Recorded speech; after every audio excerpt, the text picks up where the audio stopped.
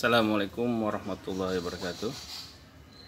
Teman-teman, kali ini jumpa lagi bersama saya Ardi Santoso. Pada video kali ini saya akan memberikan tips dan cara bagaimana kita menanam tanaman lombok ini dari usia dini hingga bisa menghasilkan lombok dalam usia remaja sudah dapat berbuah lebat seperti ini, teman-teman.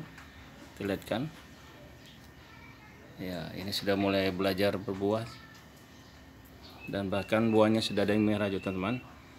Jadi ini saya lihatkan lagi dari hasil-hasil pemangkasan dari usia dini, teman-teman. Ini rantingnya banyak, cabang-cabang ke atas juga banyak, teman-teman. Inilah yang menghasilkan nanti buah yang banyak. Jadi keuntungannya kita memangkas daun dari usia dini, teman-teman, akan menghasilkan ranting-ranting yang banyak dan akan membawa buah yang banyak, teman-teman. Oke, nanti saya lihatkan dari awal, dari kita perawatan dari dini hingga menghasilkan tanaman lombok kita yang berkualitas, teman. Ini saya lihat ini masih di polybag juga, teman-teman. Polybag, itu di polybag ya, teman-teman.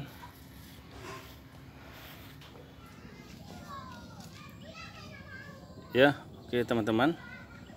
Kali ini kita akan membahas masalah tanaman lombok, yaitu penanganan dari awal dari usia dini.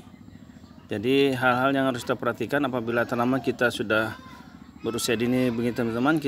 Yang kita harus perhatikan yang pertama yaitu sebaiknya kita harus rajin-rajin memangkas pucuk-pucuknya ini, teman-teman, sehingga nanti dia menghasilkan ranting-ranting yang banyak.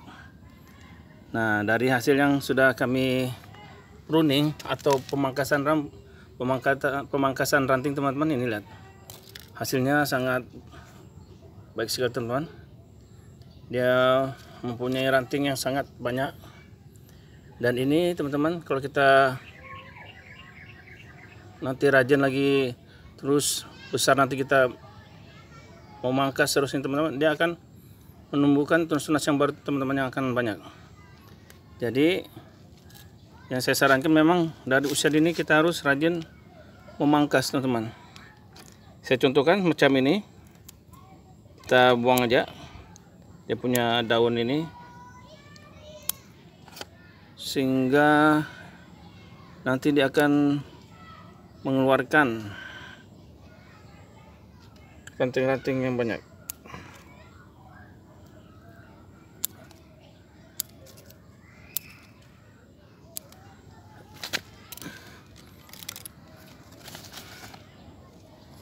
Jadi dalam usia dia gini, teman-teman, yang harus kita lakukan seperti inilah. Kita harus memotong semua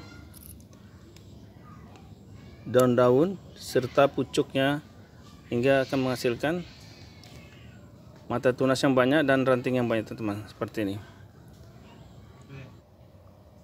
Ya, jadi teman-teman, pada kali ini saya juga mau menjawab pertanyaan teman-teman yang menanyai pupuk apa sajakah yang dipakai pada tanaman yang kita tanam dalam usia dini begini.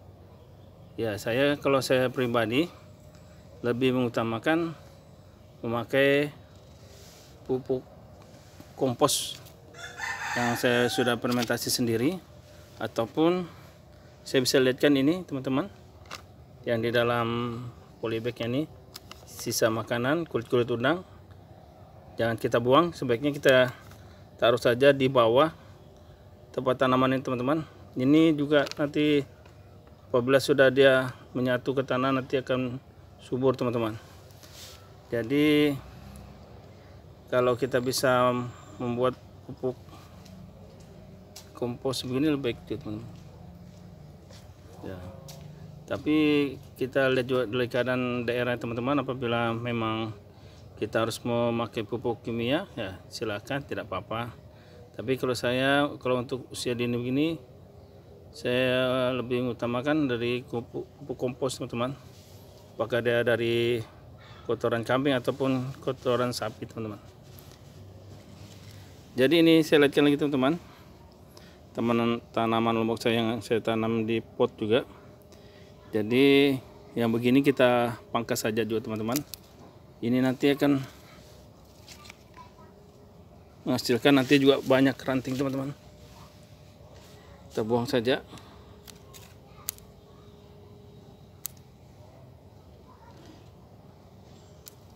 Nanti di akhir-akhir video nanti saya akan lihatkan juga teman-teman tanaman lombok yang tidak pernah mengalami pemangkasan.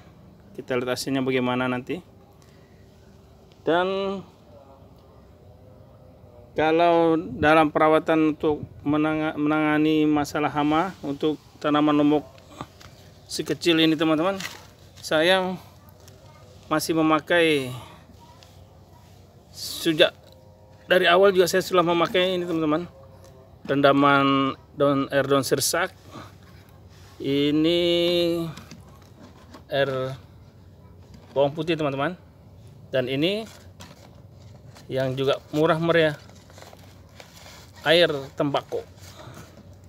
Ya, jadi apabila kita memakai pestisida alami ini teman-teman, hal-hal yang utama kita dapatkan ialah yaitu pertama murah, dan kita tidak perlu mengeluarkan uang yang banyak teman-teman. Jadi saya contohkan pada kali ini, ya, ini saya menggunakan air dari rendaman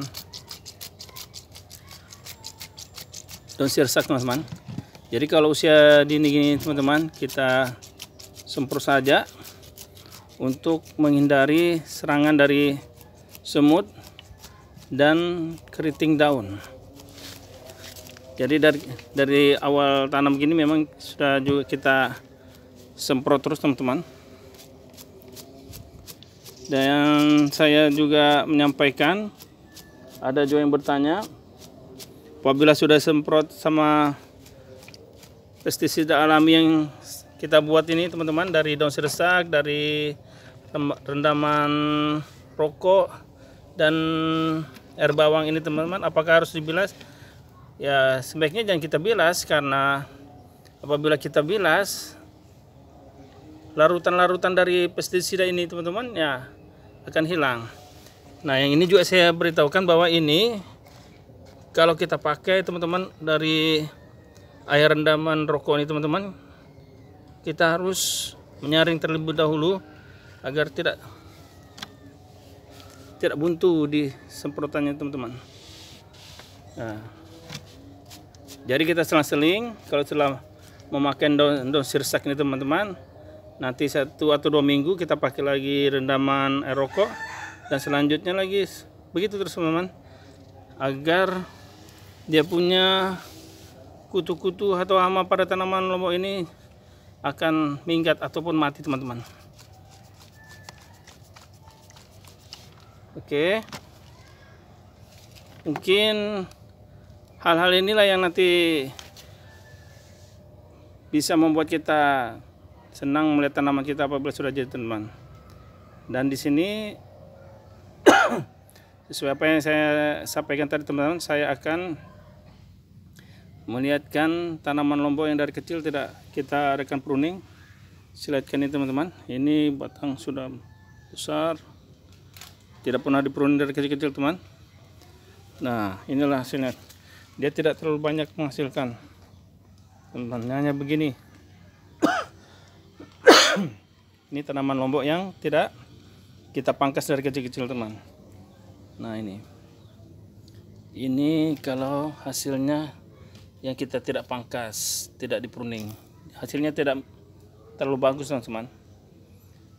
Dan apabila saya lihatkan teman-teman yang mengikuti saran saya untuk pruning, saya lihatkan teman-teman hasil tanaman saya yang melalui pruning. Nah, itu teman-teman, lihat, bayangkan, sangat rimbun sekali teman-teman buahnya. Ini sudah berapa kali panen teman-teman, tidak habis. Ya, luar biasa sekali buahnya teman-teman. Kita jangan takut untuk berkreasi teman-teman. Jika ada waktu, gunakanlah waktu kita untuk berkreasi. Saya lihatkan juga teman-teman, ini masih di polybag teman-teman. Iya. Dan inilah kalau kita pruning teman, ini sapunya sudah kita pakai untuk mengganjal supaya tidak rebah teman-teman. Kalian sudah berapa kali rebah karena saking banyaknya buahnya teman-teman. Ya, ini teman-teman saya lihatkan, kita tidak rugi nanam lombok apabila hasilnya seperti ini teman-teman. Yang penting kita mengikuti semua saran-saran yang sudah saya sampaikan tadi teman. Mudah-mudahan bermanfaat bagi kita semua. Apabila kita mempunyai 10 aja tanaman lombok seperti ini teman-teman, kita sudah bisa membawanya ke pasar.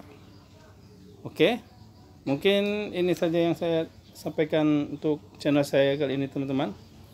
Mudah-mudahan bermanfaat untuk teman sekalian. Sekali lagi saya mengharapkan teman-teman yang belum subscribe kepada channel saya, tolong bantu saya agar saya dapat mengembangkan channel-channel saya ini untuk lebih baik lagi ke depannya. Oke, assalamualaikum warahmatullahi wabarakatuh.